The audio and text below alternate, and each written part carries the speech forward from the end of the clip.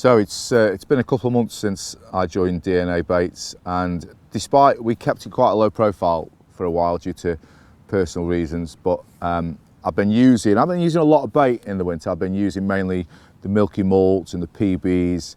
The smell, their milky malts, is just fantastic. But I suppose as an overview and what I'm thinking, being a couple of months in, I'm now getting into the season where I'm starting to use bait.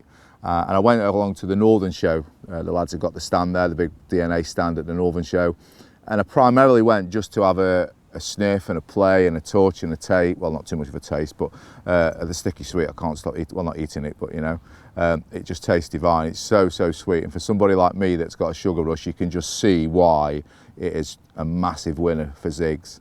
But as for bait or boiled bait, as I like to call it, I know nothing about bait.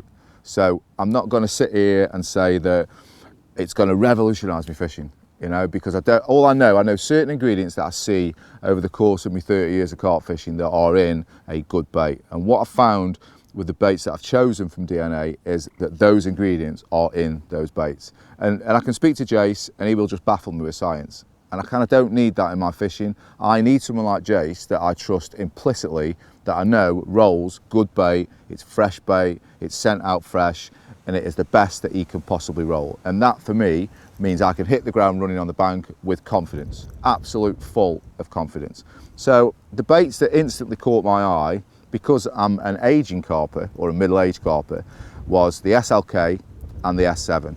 Now the S7 has got that sort of, when you sort of taste a bit of it and you sniff it, you think, oh, what's that in it? It's obviously a fish meal, but there's something else in it, and that's obviously the sweet additives and the stuff that Jace puts into it that makes it so appealing. The colour is fantastic, and that is one that I've earmarked for the bulk of my fishing. But then I picked up the SLK, and the first thing I noticed about the SLK was the colour. Again, a real old school recipe. It just reminded me of when I used to roll bait in my kitchen in the 80s, when I hadn't got a clue what I was doing. I was looking at recipes in books and I was just throwing it all together, and the SLK reminds me of that, like good quality ingredients all put together, and the end result is a bait that you know is going to catch your fish. So I chose the SLK, and then I obviously chose the S7, but then there's a spanner coming in the works, because as I sit here now, I'm about to go to a hard lake that I've been to before in France in about a week's time, and I spoke to Mozza, and he's gone, you've got to take that switch. He says there's something about them big French fish, they just love it. They can't get enough of it. It gets a bite quicker, I've found, than the S7 or the SLK. And he's done it. He's been out to Rainbow and hard lakes like that, and I think I'm gonna do that. And he said to me, just do it on one rod. Well, I'm not that sort of angler, because I don't want that confusion in me fishing. I either want to go with SLK or I want to go with the switch. And I'm going to go with the switch, because if Mozza says to me I can get a bite quicker from a harder lake, then if I put it on one rod, I'd always be thinking, well, would I get a bite quicker on the other two? So I'm leaning more towards the switch, which I did like the smell, I love the colour. But when someone like Mozza, who fishes for a lot of big fish, tricky fish in France that are pressured and they see all sorts of baits, if he says the switch is the one, then I'm going to take it, and I'm not going to take SLK, I'm just going to take the one bait. So I saw, you know, the pop-ups, they suit me. I'm very much into me wafter fishing now. So a match the hatch.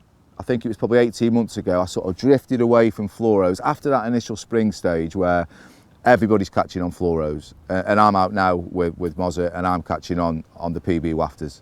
But so once that phase is gone, I lean more to match the hatch, just purely because I think a lot of people are overdoing the fluoro thing, and they do it in the spring and they keep catching and they do it all year, and wonder why the results tail off once the fish have spawned. I think then they want a good quality boiled bait, and they want to pick a pop-up up or a wafter that matches or emulates what they're feeding. And since I've done that, I have caught bigger fish. Now, don't get me wrong, I've caught a lot of big fish on fluoros, but when I'm going to these tougher waters in France where it's my fishing, it's my time, I want to match the hatch, and that's what I'm doing. So the wafters and the pop-ups in all the ranges of boilies are going to fit right into my fishing.